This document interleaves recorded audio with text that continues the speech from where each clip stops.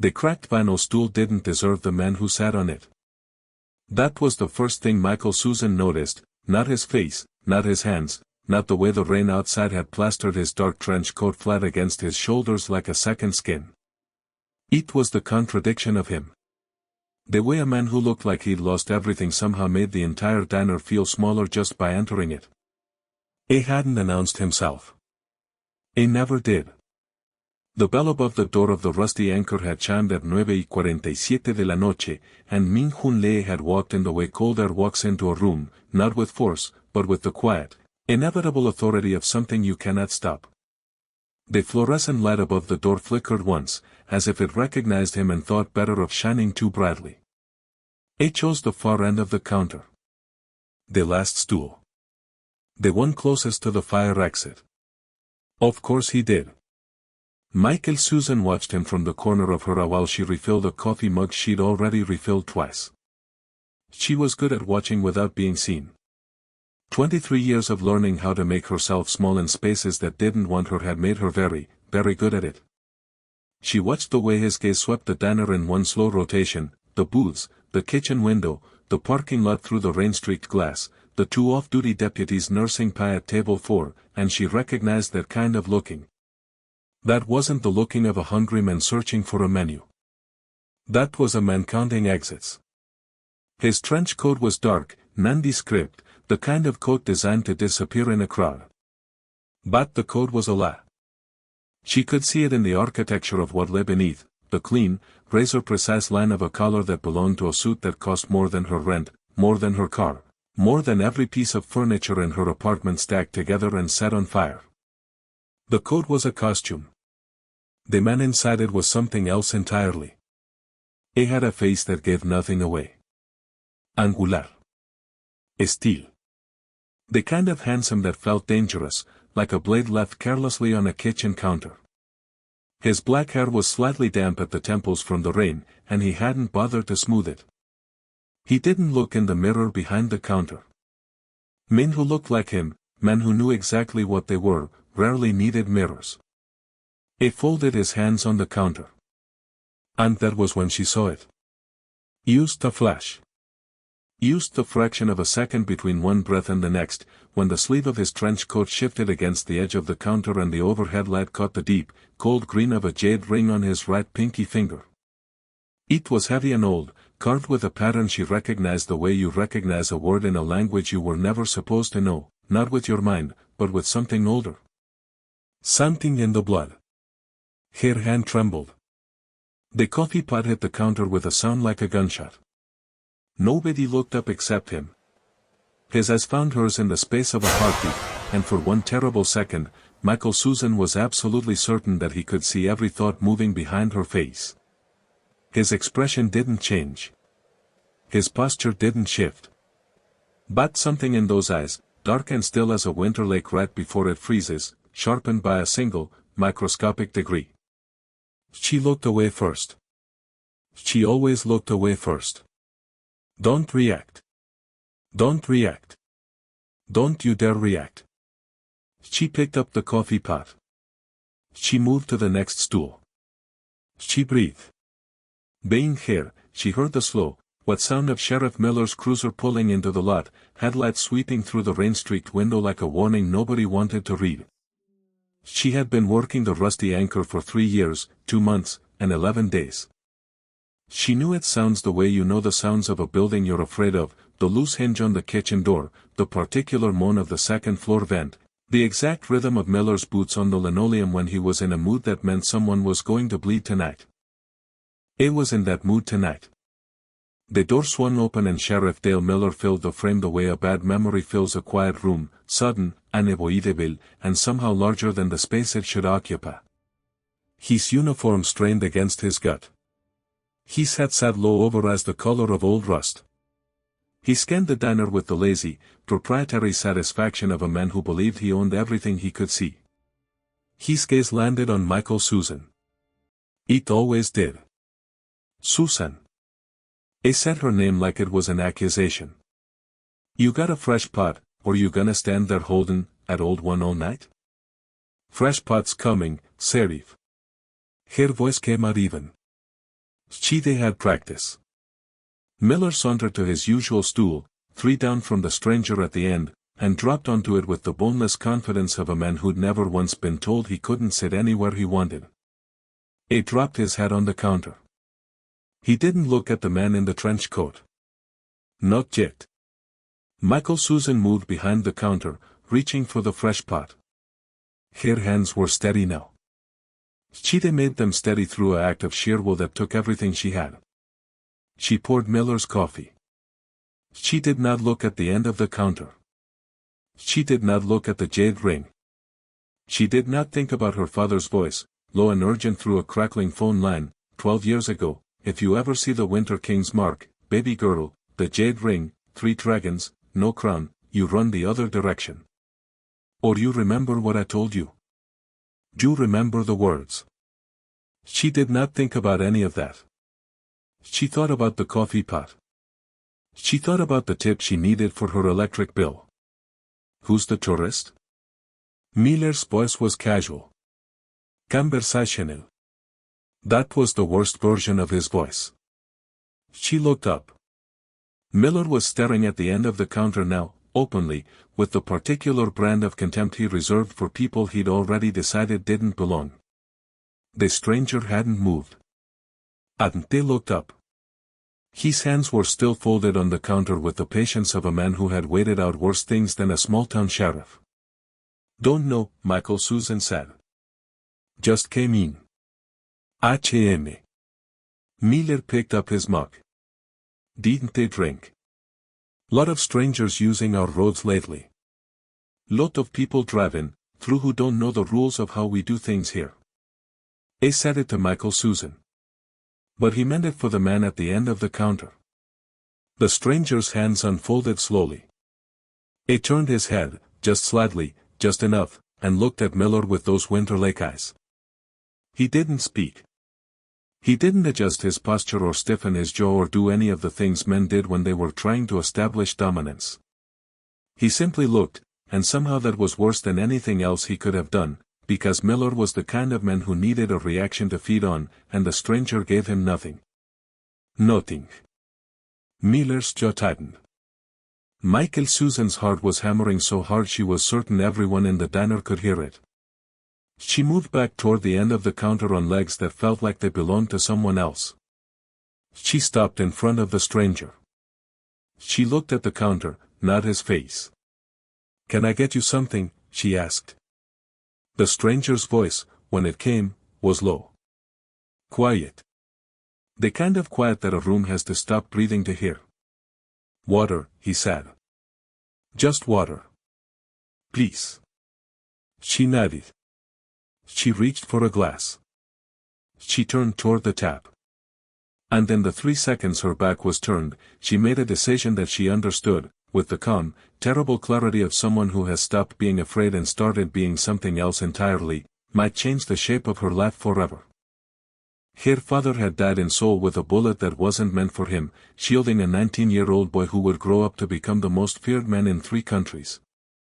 He had died with a code on his lips and a promise in his heart, and he had passed both of them to his daughter like an inheritance, not of money, but of debt and duty and the particular courage of people who choose humanity over survival.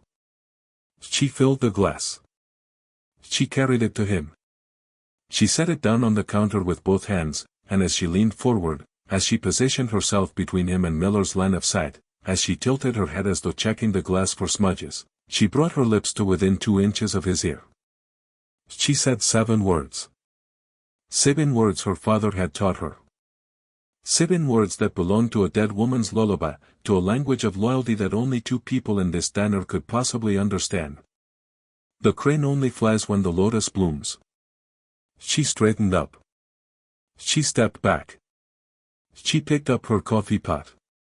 And Min Hun Lee, the Winter King, the man with ice in his veins and a body count filed under 7 different national security investigations, sat completely, utterly, absolutely still. The glass of water trembled in his hand. Outside, through the rain-dark windows, Michael Susan saw the first red laser dot appear on the diner wall. Then a second. Then a third. And Sheriff Miller reached very slowly for his holster. Subscribe to see how this unfolds, and comment where you're watching from. I will love to say hello to you, just to know how far our story is going. Nobody served him. That was the first rule of the rusty anchor, unwritten, unspoken, enforced by nothing more than the collective cowardice of people who had learned which way the wind blew in this town and had decided, long ago, that bending was better than breaking. The cook saw him through the kitchen window and found something urgent to stir. The busboy saw him and suddenly needed to refill the napkin dispensers at the opposite end of the room. Even old Gerald, who sat at the corner booth every night nursing decaf and a crossword, pulled his hat a little lower and kept his eyes on 7 across. Min-Hun noticed all of it. He noticed the way the room reorganized itself around his presence, the way water reorganizes around a stone dropped into it, not dramatically, not with panic, just with the quiet, instinctive understanding that something had changed and adjustment was required. He sat at the far end of the counter with his hands folded and his trench coat still buttoned to the throat, and he let them ignore him. He was patient. He had built an empire on patience. He could wait. The rain outside had thickened into something that looked less like weather and more like a punishment. It streaked down the plate glass windows in long, trembling lines, distorting the parking lot into a smear of wet light. His 3 men were out there somewhere in that dark, positioned the way he'd positioned them, invisible, still, waiting for a signal that he intended never to give tonight unless the town gave him no other choice. He was here to observe. To measure. To decide. He watched Michael Susan from the corner of his eye the way he watched everything, without appearing to watch at all. She was moving between tables with the quiet efficiency of someone who had learned to take up as little space as possible in a room that had never made space for her. Her faded yellow uniform was a size too big at the shoulders. Her braids were pinned neatly back. She carried herself with a particular kind of dignity that the tired and the undervalued develop when nobody's looking, a dignity not performed for anyone, just quietly, stubbornly maintained for herself. He noticed the silver locket at her throat. He noticed the way her eyes moved, sharp, observant, cataloging everything while pretending to catalog nothing. He recognized the skill. He used it himself.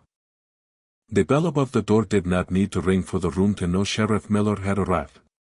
The room knew the way animals know weather, not by seeing it, but by feeling the pressure change. Miller came through the door shedding rain and authority in equal measure. His boots hit the linoleum with a rhythm that was almost rhythmic, tap, tap, tap, the sound of a man who believed the floor existed to announce him. He pulled off his hat, smoothed nothing that needed smoothing, and swept the diner with eyes that had long ago stopped looking for trouble and started manufacturing it instead. Those eyes found Michael Susan. "You're slow tonight," he said. It wasn't a complaint. It was a reminder of something she already knew. "Busy night, Sheriff." She was already moving toward the coffee pot. H.M. Miller settled onto a stool mid-counter, spreading his elbows wide, colonizing space. "Funny. Don't look busy to me." He reached out as she passed with the pot and caught the edge of her apron, not enough to stop her, just enough to make her stumble. Coffee sloshed against the side of a mug. A few drops hit the counter. Miller watched her mop them up with the satisfied expression of a man who considers this a form of entertainment. Nobody at the other tables looked up. Min-Jun's right hand moved 1 inch toward the inside of his coat. Then stopped. "Not yet. Not for this. Not tonight." He needed to see the shape of this town's cruelty before he decided what kind of surgery it required. "Water." The word came out of him low and unhurried, dropped into the silence of the diner the way a stone is dropped into still water, without drama, without apology, with the absolute certainty of a man accustomed to being heard the first time. Michael Susan turned. Their eyes met for a fraction of a second before she looked at the counter, nodded, and moved to the tap. Min-Hun watched her hands as she filled the glass. Steady. Controlled. The hands of a woman practiced at not showing what she felt. She came around the counter toward him, set the glass down, and in the motion of withdrawing, her gaze dropped, naturally, involuntarily, to his hands folded on the counter's edge. The sleeve of his coat had shifted 2 inches. 2 inches was all it took. Her hands did not shake visibly. But he felt it, a microsecond of stillness, a held breath, a pause so brief it existed only between one heartbeat and the next. Her eyes lifted to his face and dropped again immediately. She turned away. Minjun picked up the glass and waited. The stool beside him shrieked against the linoleum as Miller kicked it, hard, deliberate, the rattle swallowing the whole room in a single ugly sound. The sheriff stood 3 feet away, thumbs hooked in his belt, head tilted at the angle of a man who has never once in his life been told to stand down. You gonna tell me your business here? Miller said. Or are we gonna have ourselves a real long night? Min-hun took a slow sip of water. Set the glass down. Looked up. And the temperature in the rusty anchor dropped by several degrees. I'm just passing through, Min-hun said softly. Miller's hand drifted toward his holster. See, that's the part one don't believe. 2/2. The standoff had a smell to it. Burnt coffee and wet leather and the particular metallic sharpness of a room where everyone has stopped breathing at exactly the same time. Miller's hand rested on his holster now, not gripping, just touching, the way a man touches a weapon when he wants you to remember it exists. His deputies at table 4 had gone very still. Min-hun could feel them without looking at them, the way you feel heat from a fire you haven't turned to face yet. His own men were outside in the rain, watching. Waiting. 3 red dots that hadn't appeared yet but were one wrong word away from painting the walls. Min-hun said nothing.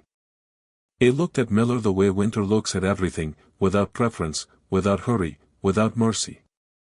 Then something clattered softly behind him. Michael Susan materialized at his elbow with a damp cloth, reaching past him toward a phantom spill on the counter that did not exist.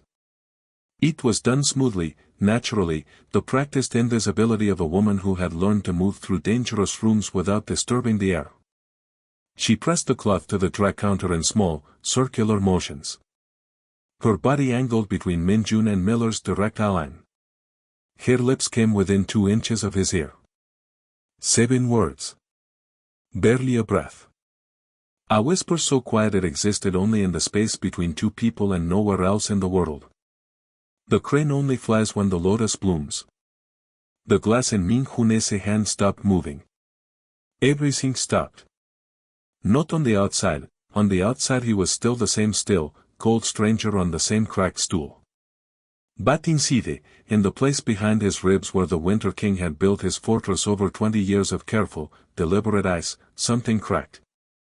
A sound like a frozen river in the first week of spring. His mother's voice came back to him from a distance of 3 decades, soft and certain, teaching him the words the way you teach a child a prayer, not for understanding, but for safekeeping. For the day you aren't there anymore. He had never told those words to anyone alive. He turned his head, just slightly, just enough to see her profile. The silver locket at her throat caught the light. The same insignia. The same mark. She wasn't looking at him. She was wiping the counter with the focused attention of a woman pretending she hadn't just reached into his chest and rearranged everything inside it. Her father's face surfaced in his memory like something rising from deep water. Park Sung-go. Broad shoulders, quiet laugh, the fastest hands Min-jun had ever seen on a man who preferred peace.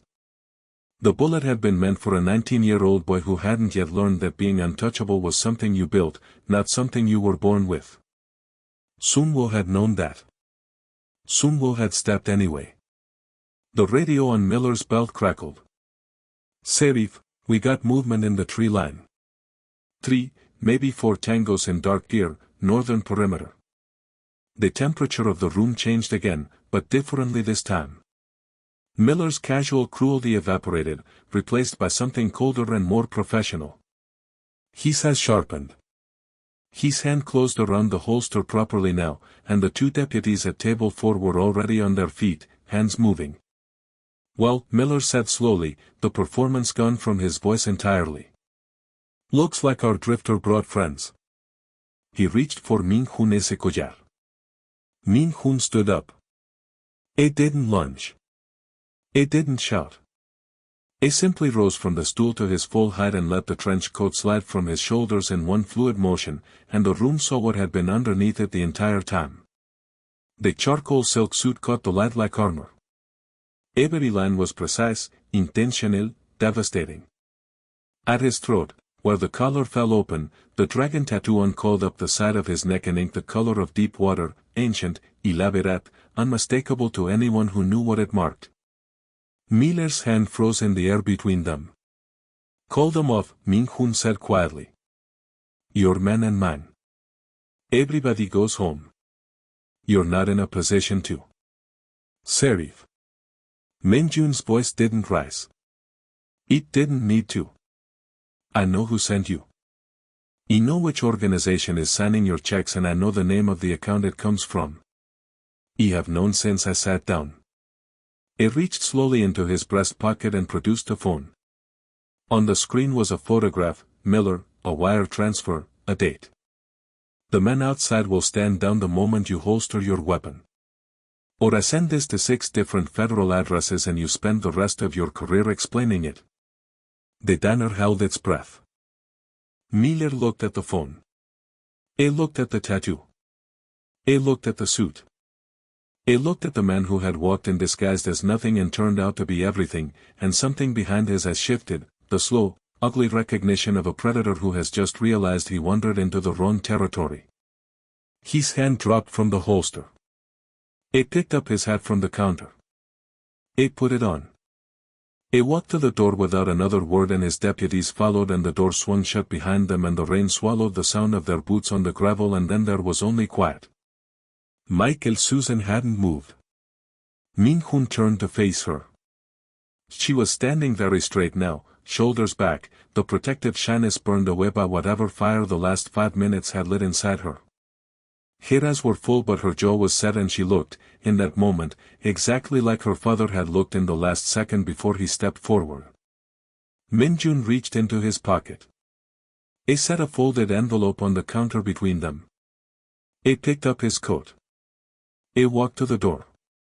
He paused with his hand on the frame, his back still to her, the rain loud against the glass. "Your father chose well," he said. "Both times." He stepped out into the dark. By the time the sirens reached the edge of town, the lot was empty and the rain had already erased his footprints. Michael Susan opened the envelope with hands that had finally, completely stopped shaking. Inside was a single folded note and beneath it, a document she had to read 3 times before she understood what she was holding. The deed to the diner. On the note, in precise, clean handwriting, "Your father's debt is settled. You are free." She pressed the paper to her chest and stood alone in the middle of the rusty anchor while the sirens grew louder and the rain kept falling and the fluorescent light above the door flickered once, steadied, and held.